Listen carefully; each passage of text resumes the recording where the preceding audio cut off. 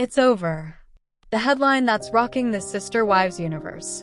DNA report destroys Robyn Brown. Ariella's true mother revealed. For months, this rumor has been exploding in comment sections, on Reddit threads, and in gossip forums. The Whisper Network has become a roar, claiming that the entire foundation of Kody Brown's final family is built on the ultimate lie. Fans are pointing to everything from Ariella's appearance to Robyn's secretive behavior as proof that the youngest Brown child is not who we've been told she is. Hello, and welcome back to our channel. Today, we are tackling the single biggest and most controversial rumor in Sister Wives history. The idea that a secret DNA test exists that proves Robyn Brown is not the biological mother of Ariella Brown. It's a story of deception, a long con, and the final betrayal that cements Robyn as the ultimate villain of the series. It's the kind of twist that would make a soap opera writer blush. And today, we can confirm that this rumor is entirely 100% factually false. I know. That's not the dramatic gotcha you came for. But stick with me, because if you click away, you're missing the real story. The fact that this rumor exists at all is the real scandal. This DNA conspiracy isn't about biology. It's a symptom. It's a metaphor.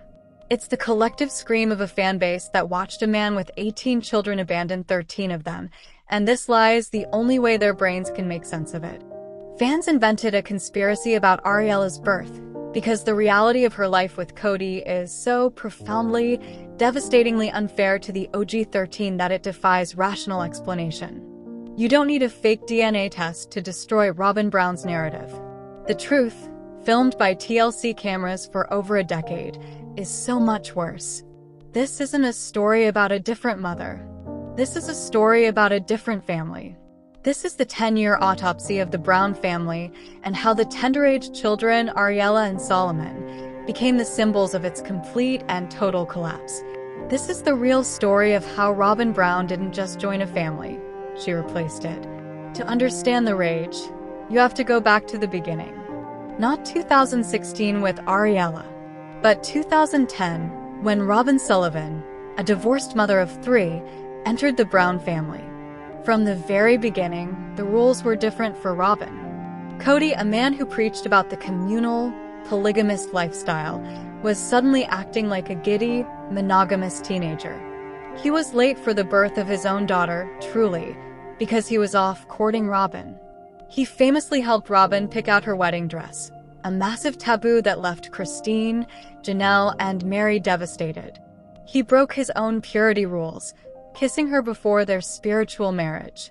From day one, this wasn't a sister wife joining the fold. It was a new, main wife supplanting the old ones.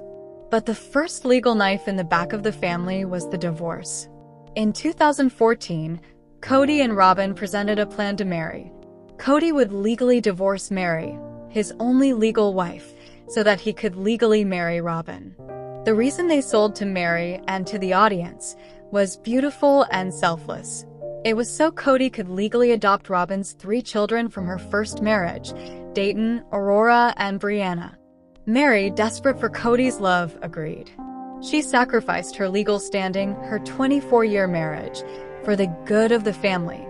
She believed this would bring them closer. Instead, it was the final, legal severance. Kody was now legally bound to Robyn, and Mary was cast out. This act, more than anything, created the legal and emotional foundation for what was to come. Kody was no longer a husband to 4 women. He was a husband to one, Robyn, and a landlord to the others. But the cracks were already showing, long before the final collapse in Flagstaff, and it all centered around Robyn's desire to be separate. The true original sin that fans point to, the first sign that Robyn's children were not to be mixed with the other children, happened years before COVID. It was the first nanny. In the Las Vegas cul-de-sac, Robyn hired her niece, Mindy, to be a full-time babysitter. Now think about this. The entire point of the Brown family's polygamous structure was that they had a built-in support system. Christine, for decades, was the primary stay-at-home mom. She had raised not just her own 6 children, but Janelle's 6 and Mary's 1. She was the family's daycare, the teacher, the chef. And when Robyn needed help with her own kids, she didn't turn to the woman who had successfully raised 13 children. She hired an outsider. Look at Christine's face. This is not anger. It's deep, profound hurt. The message Robyn sent was clear. You are not good enough to watch my children. It was the first clear-cut, undeniable line drawn in the sand. There was the OG-13, and then there was Robyn's kids. This was the moment the family truly split in two. Robyn didn't want a sister wife to raise her kids. She wanted a husband, and she wanted her own nuclear family. This small act of hiring a nanny was the seed. The COVID pandemic was just the water and sunlight that made it grow into a monster that choked the entire family tree. ACT 2, the smoking gun, the surgery versus the sitter. Host: if the first nanny was the seed, the COVID-19 pandemic was the apocalypse. And it gave Kody and Robyn the one thing they always dreamed of, a publicly justifiable, morally righteous excuse to live as a monogamous family. Kody's rules were laughably extreme, but they served a purpose. He claimed they were to protect the whole family, but in reality, they were a loyalty test. And the only person who would obey was Robyn. This allowed him to cut off Mary, Janelle, and Christine, and shack up full-time in Robyn's massive 5-bedroom house. He had, at last, his monogamous dream. He, his wife, and their 5 children. But this righteous bubble of safety was exposed as a complete and total fraud by 2 events that happened almost simultaneously. A betrayal so deep it is, without question, the moment Sister Wives as a show, and the Brown family as a unit, truly died. This is the story of Isabel's surgery. Isabel, Kody and Christine's daughter, had been suffering for years with a severe, agonizing curvature of her spine. After trying every other option, doctors determined she needed major, invasive surgery to correct it. The surgery was scheduled in New Jersey across the country in the fall of 2020, deep in the pandemic. Isabel, a high schooler, was terrified, and she had one request. She begged her father to be there. Kody Brown refused to go. His justification? The rules. He said he couldn't risk the travel. He couldn't be away from his other children, Robyn's children, for the required quarantine. He wouldn't risk bringing COVID back to his precious, tender-aged kids. So, he let Christine take their teenage daughter alone. Across the country for a 12-hour surgery where doctors would be breaking and fusing her spine, Isabel woke up from anesthesia, in agonizing pain, asking for a father who wasn't there. He chose his bubble with Robyn over his daughter's bedside. Now, you could almost, if you squint in a dark room, try to understand his fear. Almost. Until we learn the truth that a few weeks later, in a family meeting, Christine is at her wit's end. She's followed the rules. She's been isolated. She just wants to see the family. And in this meeting, Kody and Robyn drop a bombshell. They have a nanny. Let that sink in. The man who refused to travel to his own daughter's life-changing surgery, citing COVID protocols, was letting an outside employee come in and out of his house every single day to do what exactly? Breathe Robyn's air? Mingle with Ariella and Solomon? What did the nanny do? She exposed the entire thing as a lie. This was the smoking gun. This was the moment of no return.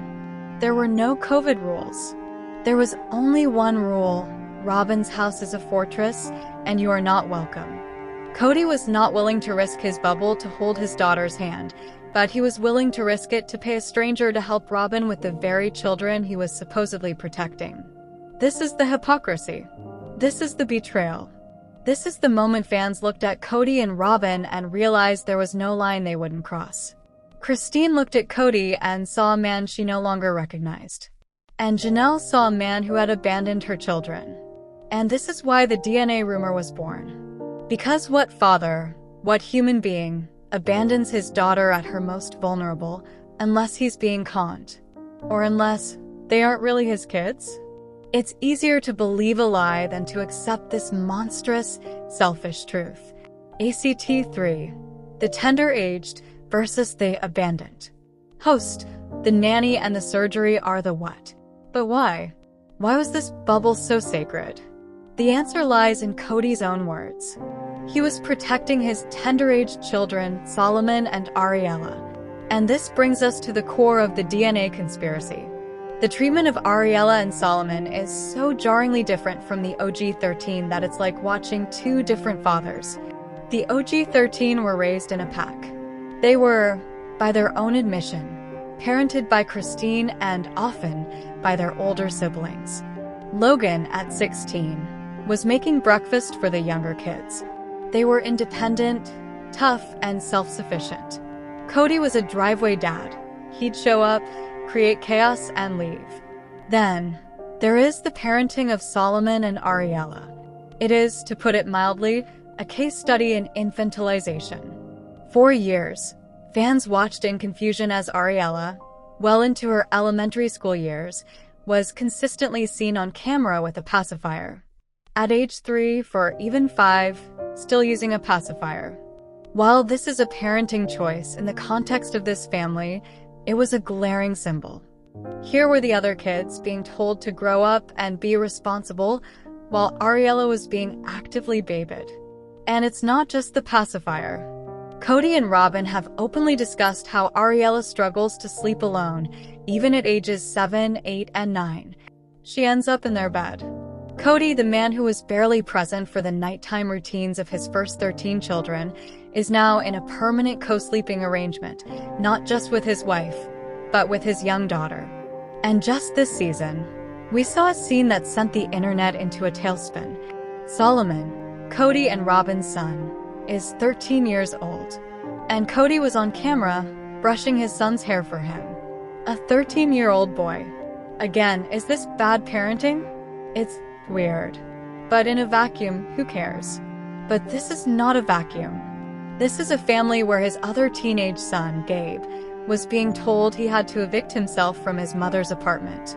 Where his other son, Garrison, was being ignored by his father for months on end. This is the visual that breaks people's brains. Isabel, 17 years old, has to fly across the country alone with her mom for back surgery. Gabe, 19 years old, told to get out and that his father doesn't have time for him. Solomon, 13 years old, having his hair brushed by his doting father. Do you see the disconnect? It feels like Kody is overcompensating. He's trying to be the perfect father to Robyn's children, and in doing so, he has thrown his other children away. But the most devastating contrast isn't even with the teenage boys. It's with Truly, Christine's youngest daughter. Truly is only 18 months older than Robyn's son, Solomon. They are, for all intents and purposes, the same age. But they are treated like they are from different planets. Remember Truly's tender age? When she was 3 years old, she suffered from acute kidney failure. It was life-threatening. She was in the hospital for 11 days.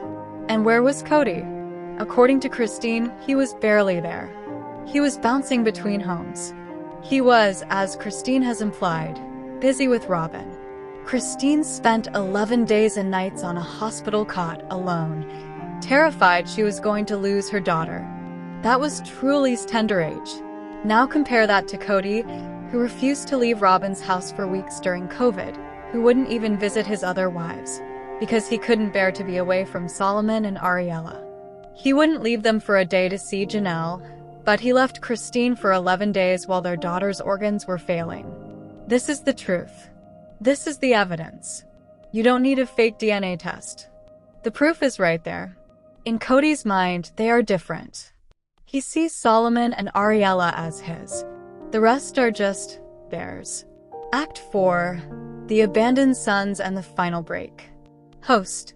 This entire toxic dynamic, the favoritism, the nanny, the surgery, the tender-aged bubble, all came to a head in one final, heartbreaking conflict. The war against his own sons, Gabe and Garrison. When Kody instituted his COVID rules, Janelle's sons, Garrison and Gabe, both young adults, one with a job, one in college, refused to stop living their lives.